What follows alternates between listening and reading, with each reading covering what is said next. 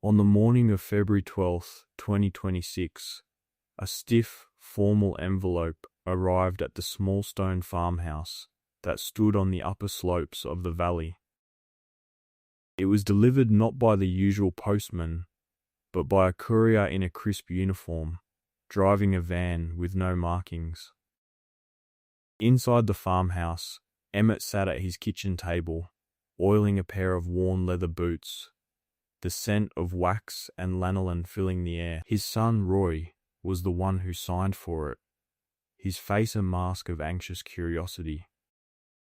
His grandson, Tobias, a young man of 22 who was home from university, leaned against the doorframe, scrolling absently on his phone. The envelope was addressed to Emmett, and inside was a single sheet of letterhead and a certified check. Roy unfolded the letter first, his eyes scanning the dense legal text. He let out a low whistle, a sound of pure disbelief. He passed the letter to Tobias, his hand trembling slightly. Tobias looked up from his screen, read the first few lines, and his jaw went slack. He looked at his grandfather, then at the check Roy was now holding up to the light, as if its authenticity were a trick of the pale winter sun. The check was from AgriGen Futures, the vast agricultural conglomerate that now owned nearly every square inch of the valley floor below them. It was made out to Emmett for a sum so large it felt like a typographical error. It was a figure with 6 zeros, a number that bore no relation to the life lived within those 4 stone walls. It was the kind of money that ended generations of quiet struggle, the kind of money that bought silence and compliance. But the silence in the room was of a different kind. It was the heavy silence of confusion. Roy finally spoke, his voice tight. "It's a settlement. For watercourse disruption and subsequent topsoil degradation. They're paying you for the flood." Tobias looked from the check to his grandfather, who had not stopped his methodical work on the boots. "They destroyed their own fields. Why are they paying you?" Emmett pushed a small amount of dubbin into a seam with his thumb, working it in until the leather darkened. He looked at the check, then at the rain-streaked window that framed the view of the valley below, a valley that was now a patchwork of scarred earth and standing water. He nodded once, a slow, deliberate motion. He offered no explanation. He didn't have to. The check was not an act of generosity. It was an invoice, delivered 11 years late. To understand that check, and the quiet finality with which Emmett accepted it, you have to understand the low meadow. And to understand the meadow, you have to go back 11 years, to a different season, and a different kind of argument. In the spring of 2015, the valley was changing. For generations, it had been a mosaic of small family holdings, a mix of sheep pasture on the steep slopes, and modest dairy or crop fields on the narrow floodplain. But a new kind of farming had arrived, not with a single tractor, but with a fleet of lawyers and land agents.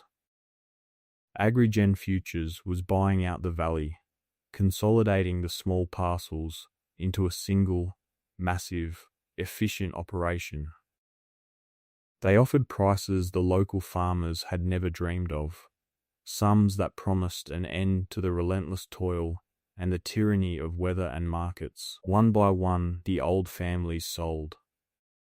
The for sale signs went up and came down, replaced by the crisp corporate blue signs of AgriGen. Hedges that had stood for centuries were torn out, their tangled roots exposed to the air like severed nerves. Meandering creeks were straightened and channeled into concrete culverts. The gentle, uneven contours of the land were laser-leveled into vast, billiard-table flat fields, ready for the big machinery and the monoculture crops that the global market demanded. Only one farm held out. Emmett's. It wasn't much, just a stone house, a few sturdy barns, and a clutch of fields clinging to the flank of the slate-grey hills. It was too steep, too rocky, too awkward for Agrigen's grand vision. But it broke the clean line of their acquisition map, an irritating little island in their sea of consolidated land. The pressure to sell was immense, and much of it came from within his own house. His son Roy saw the buyout as a lifeline. Roy had left the farm years ago to work as a manager at a building supply company in the nearest town. He understood spreadsheets and profit margins and the unforgiving logic of the modern economy. "Just sell it, Dad," Roy had pleaded one evening, standing in the same kitchen where the check would one day arrive. He had driven out from town, his face etched with worry. "Look at this offer. It's more than this place will ever make in 100 years. You can buy a nice house in town. You can retire. No more fixing fences in the rain. No more worrying about the price of lamb." Emmett sat at the table, his hands wrapped around a mug of tea. He listened, his gaze steady. "It's not about the money, Roy," he said, his voice quiet but firm. "Then what is it about?" Roy's frustration was palpable. "Pride? This isn't a museum. It's a failing business. Tobias needs a university fund. You're not getting any younger. This is a chance to be comfortable, to be secure." "This land has held us for 200 years, Emmett replied, looking not at his son, but out the window at the land itself. "It doesn't owe us comfort. We owe it care." "Care?" Roy scoffed, the sound sharp in the quiet room. "Agrigen will care for it. They'll make it produce. They'll make it efficient. All you do is potter around, mending things that should have been replaced decades ago. They're the future. We're the past."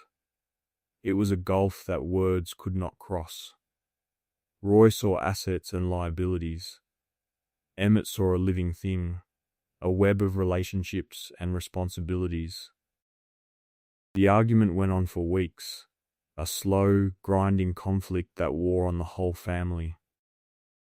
Young Tobias, then just a boy of 11, watched it all, confused. He loved his grandfather, but his father's talk of money and security made a simple, powerful sense that his grandfather's vague pronouncements about care did not. Finally, a tense compromise was reached.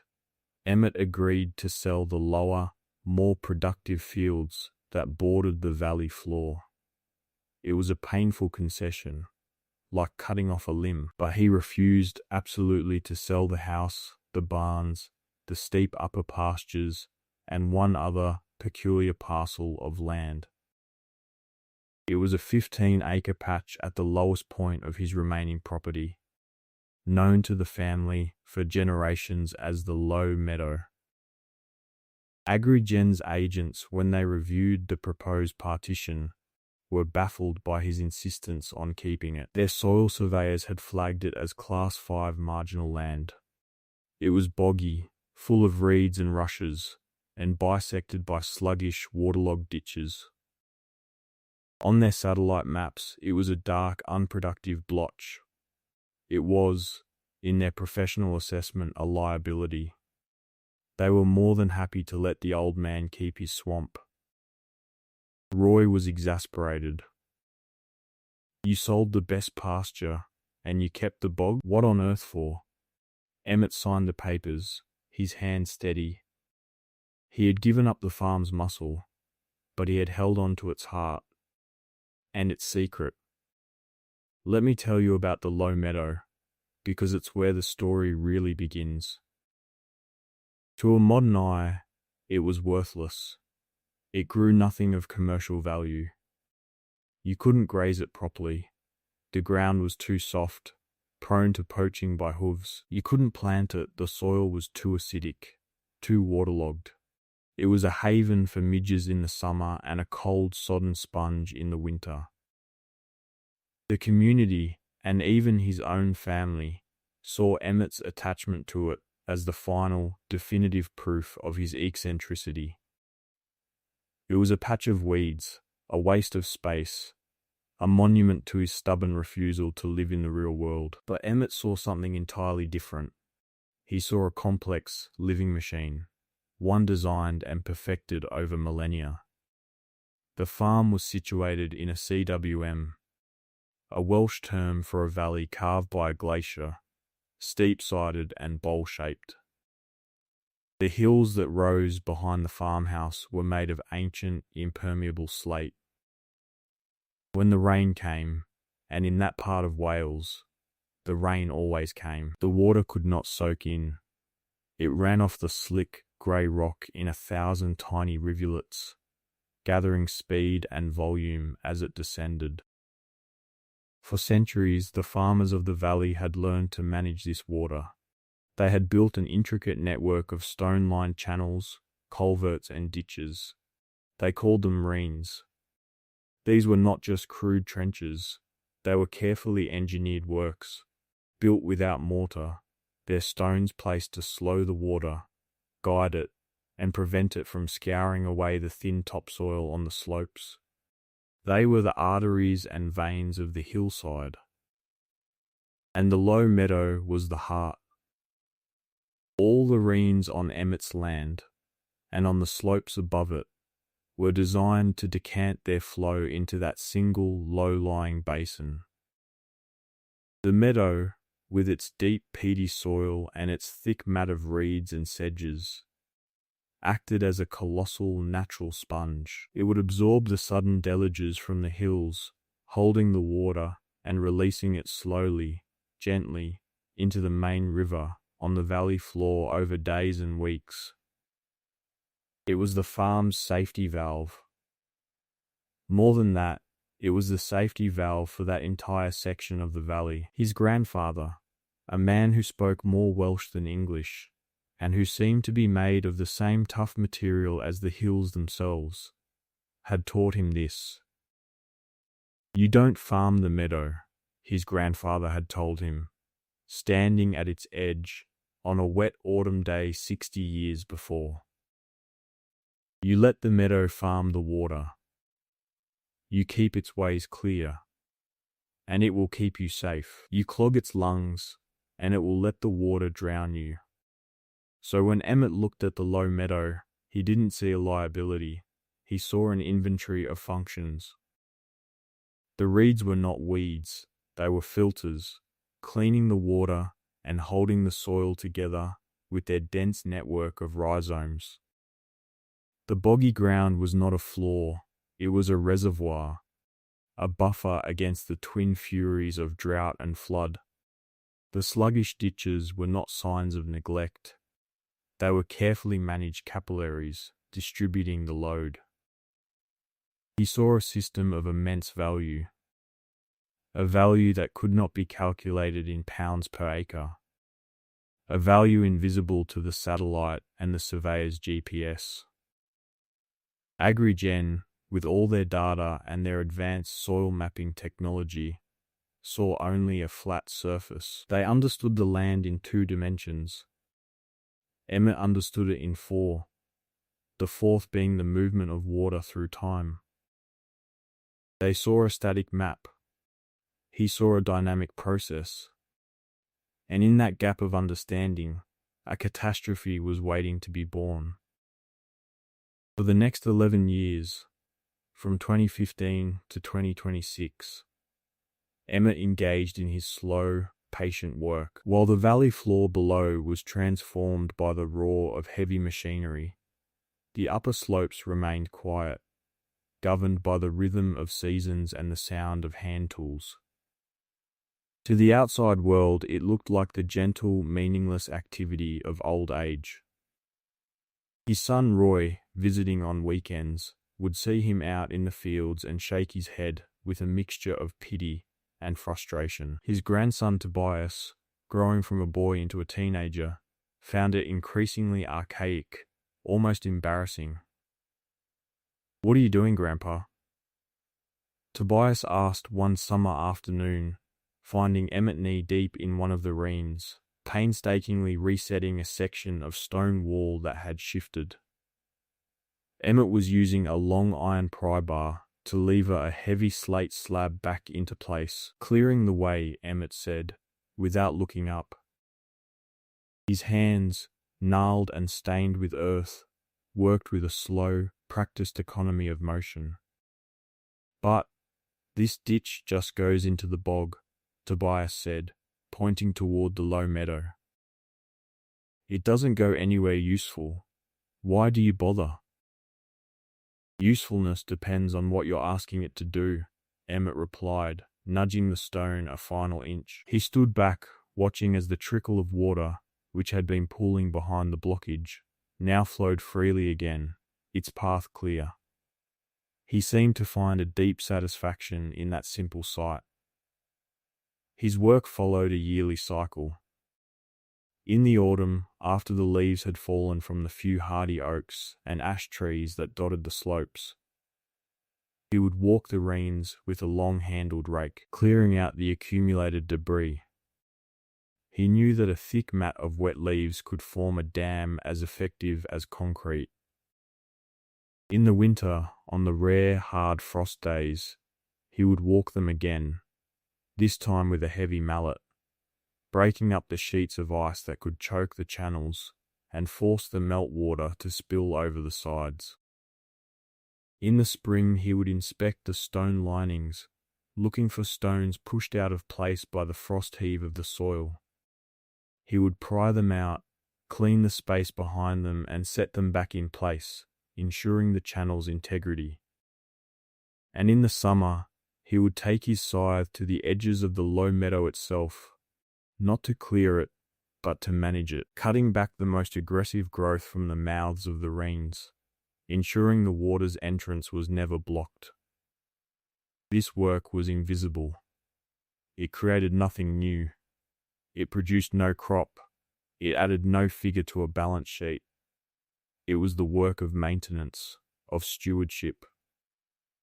It was an act of profound, quiet faith in a system he had not created, but had inherited the duty to preserve. The neighbours, what few were left, saw an old man digging in ditches. His family saw a stubborn refusal to modernize. No one saw that he was tending the secret circulatory system of the hillside. No one understood that his seemingly pointless labor was a form of insurance, a premium paid not in cash, but in sweat and vigilance. He was a curator of a living museum, but the exhibit was a process, not an object. He was a librarian, but the books were written in water and stone. For 11 years he kept the ways clear. He waited. He watched the valley floor become a perfect, sterile, and terrifyingly fragile grid. And he knew, with the certainty of a man who can read the clouds and feel a change of wind in his bones, that a system so rigid, so disconnected from the land's own logic, was brittle. And brittle things eventually break. The confrontation, when it came, was not loud or dramatic. It arrived in the autumn of 2025, in the form of a shiny new pickup truck and a man in expensive, clean boots. His name was Spencer. He was the new regional manager for AgriGen Futures, a young, ambitious man with a sharp suit and a master's degree in agricultural economics. He had a portfolio of data, satellite imagery, and legal opinions. And he had a problem. Emmett's oddly shaped parcel, including the useless low meadow, was creating an inefficiency in their new field layouts.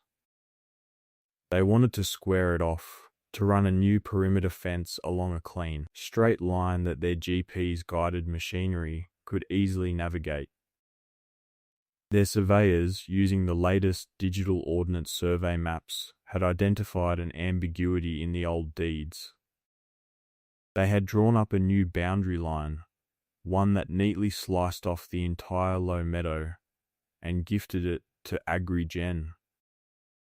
Spencer arrived at the farmhouse with 2 surveyors and a sheaf of papers. He was polite, confident, and utterly certain of his position. He spread a large, glossy map on the hood of his truck. "Miss Ellis," Spencer began, his tone a smooth blend of authority and feigned respect. "We're here to regularize the boundary. As you can see from the latest survey data, the historic deeds are unclear.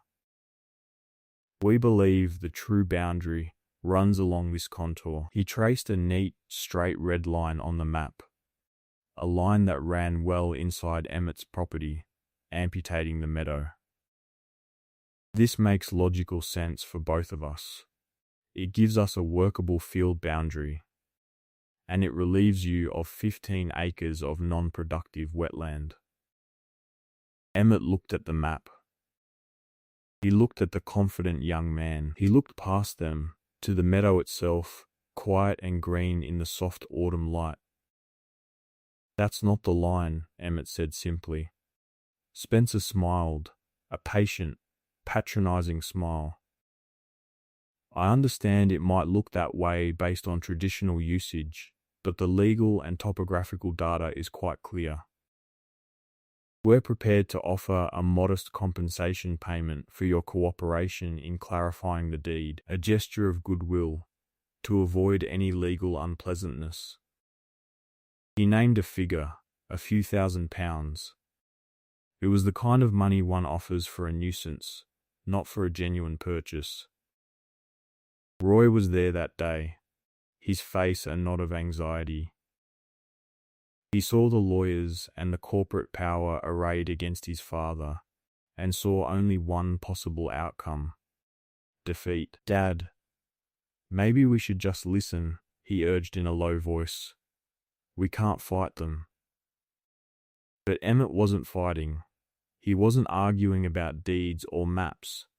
He was looking at the land, and at the sky, where a long mare's tail of cloud was brushing the high peaks, a sign of a coming weather front. He seemed to be listening to a different conversation entirely. Spencer grew impatient. "Mr. Ellis, this is a very generous offer to resolve a simple mapping correction. We will be erecting the new fence along this line next week. We would much prefer to do it with your agreement." This was the moment. The clash of 2 worlds, embodied by 2 men. One held a map, a digital abstraction of the world, a tool for imposing will upon it. The other held a deep, sensory knowledge of the place itself, an understanding of its character, its habits, its power. Spencer saw a line item. Emmett saw a living organ. Emmett looked away from the hills and met Spencer's gaze.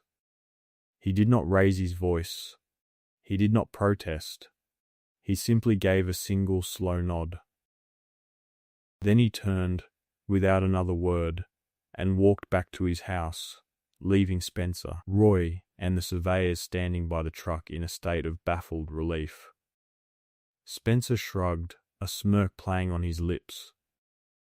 "Well, that was easier than I expected," he said to Roy. Glad he saw reason. Roy just stared at his father's retreating back, a cold knot of dread tightening in his stomach. He knew his father. That nod was not agreement. It was acknowledgement. It was the quiet, terrible calm of a man who has just watched his opponent walk, with great confidence, into a perfectly laid trap. The following week, the fencing contractors arrived. They were efficient, professional. They used a hydraulic post driver mounted on a small tractor, pounding steel posts deep into the ground along the neat, straight line Spencer had drawn on his map. The line ran directly across the paths of the old stone reens. The steel posts smashed through the carefully laid slate culverts. The force of the driver compacted the earth around them, creating a solid, impermeable barrier where for centuries there had been a porous, carefully managed flow. They strung high tensile wire, tight as a guitar string. In a matter of days, they had erected a perfect, modern, and brutally effective dam. They had severed the connection between the hillside and its sponge. They had clogged the lungs of the valley. And then they left. Emmett watched them from his window. He looked at the new fence, a stark, rigid line against the soft contours of his land. He nodded once, and went back to his work. He never said a word. He didn't have to. He had done his part. The rest was up to the water. That winter, the rain came. It started in late November, a persistent, soul-soaking drizzle that was typical for the region. The ground became saturated. The rivers ran high and brown. Then, in late January, the pattern shifted. A plume of subtropical moisture, what the meteorologists called an atmospheric river, stalled over the Welsh mountains. For 3 days and 3 nights, it rained with a tropical intensity, a deluge unlike anything seen in living memory. The rain was warm, and it fell on hillsides already covered with a foot of snow from an earlier cold snap. The result was biblical, the sudden melt of the entire snowpack combined with the torrential downpour. The 1,000 rivulets on the slate hillsides became 1,000 roaring torrents. It was the exact event the old Reens and the low meadow were built to handle. It was the test the system had been designed for. The water surged down the slopes, gathering in the ancient stone channels. It flowed with immense force, carrying silt and stones. It reached the new fence line, and it stopped. The neat straight line of steel posts and compacted earth acted as a perfect, unintentional dike. The water, denied its centuries-old path into the low meadow, had nowhere to go. The flow from the smashed culverts backed up, the pressure building with every passing minute. The Reens, now blocked, overflowed their banks, and the water began to move sideways, seeking the lowest point. That point was Agrigen's massive, laser-leveled fields. A sheet of brown water, a foot deep, then 2, began to spread across the perfectly flat expanse. It was like filling a shallow tray. The corporation's dream of efficiency, their vast, uniform monoculture, had no defense. There were no hedges to slow the flow, no uneven contours to hold the water in pockets. There was only a single, vulnerable surface. Spencer got the call at 3 a.m. His field manager was frantic. The pumps they had installed for irrigation were completely overwhelmed, trying to fight a flood coming from the wrong direction. By sunrise, the situation was a catastrophe. The lower half of Agrigen's multi-million-pound investment was a shallow, muddy lake. The expensive, nutrient-rich topsoil, no longer anchored by a complex ecosystem, was dissolving into a liquid slurry, washing away toward the main river. The very foundation of their enterprise was being flushed out to sea. From his kitchen window, Emmett watched the dawn break over a transformed world. His own house, his barns, his upper pastures were an island of green in a world of brown water. The low meadow on his side of the fence was damp but unsaturated. It was thirsty. It was waiting to do its job, but the fence stood in the way. The climax was quiet, drenched in irony and rain. Spencer's pickup truck, the same one that had brought the maps and the ultimatums, churned its way up Emmett's drive, its tires throwing up arcs of muddy water. Spencer got out. His expensive boots were caked in mud.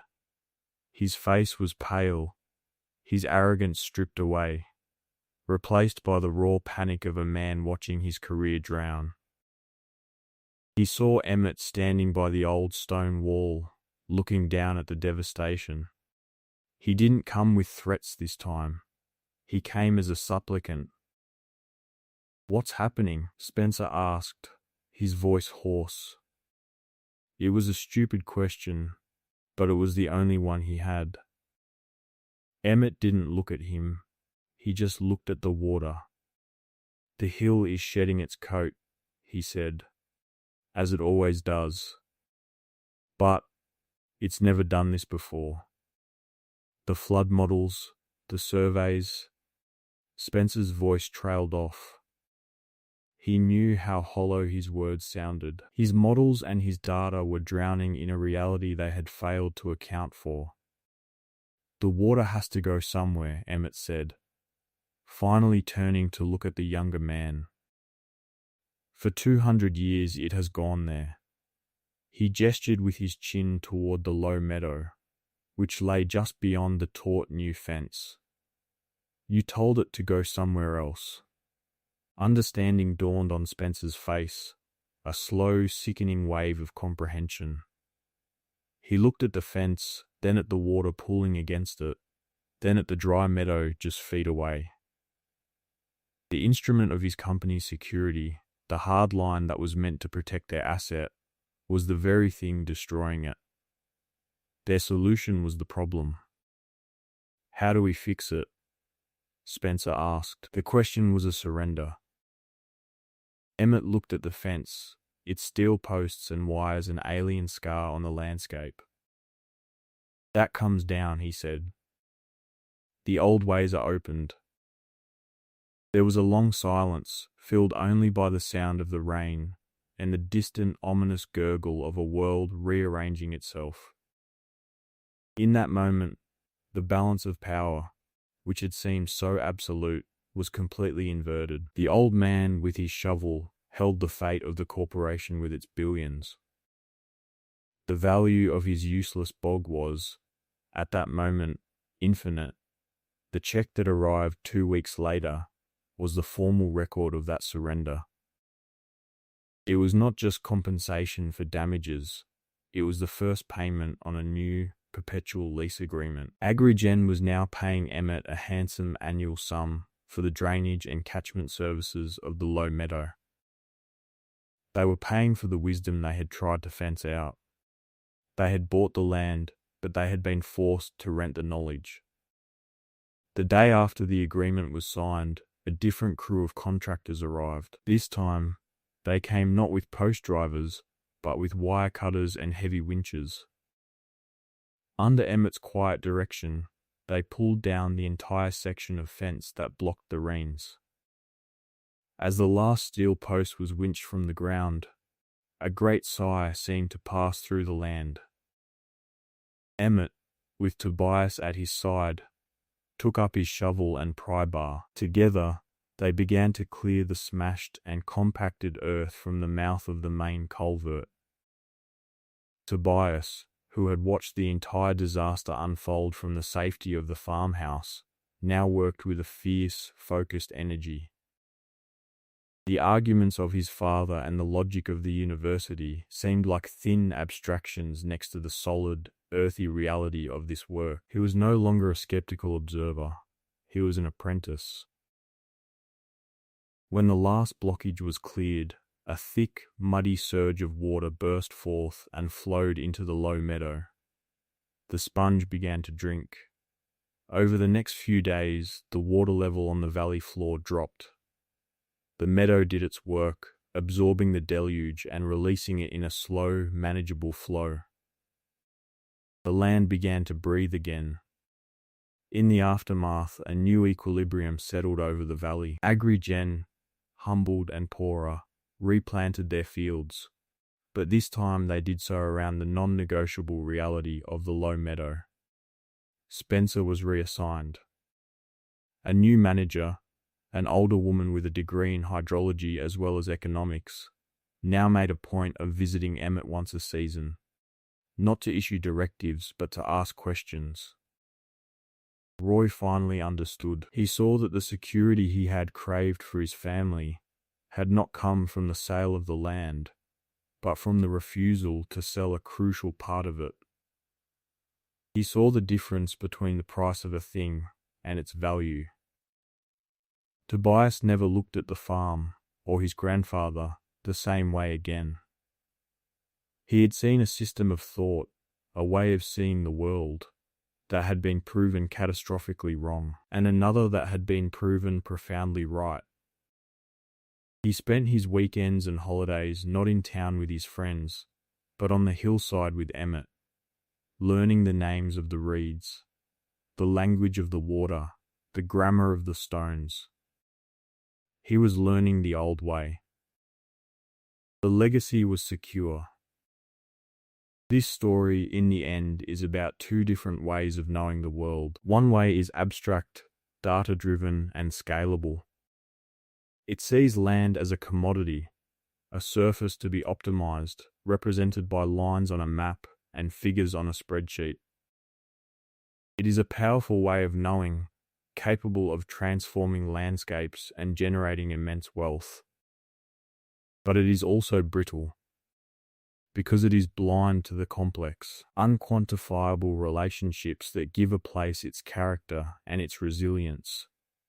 It seeks to impose its will, and it shatters when it encounters a will greater than its own. The other way of knowing is ancient, patient, and particular. It is rooted in a specific place, learned through generations of observation and physical work. It sees land not as a surface, but as a system, a living body with its own history, its own habits, its own logic. It does not seek to impose, but to understand and accommodate. It is a way of knowing that is often dismissed as inefficient, nostalgic, or useless by the metrics of the modern world. But it endures, because it is built on the fundamental truth of the world itself. It is resilient, it bends, and so it does not break. It is the quiet wisdom that understands that the most important things, the flow of water, the health of the soil, the memory of the land, cannot be fenced out or fenced in.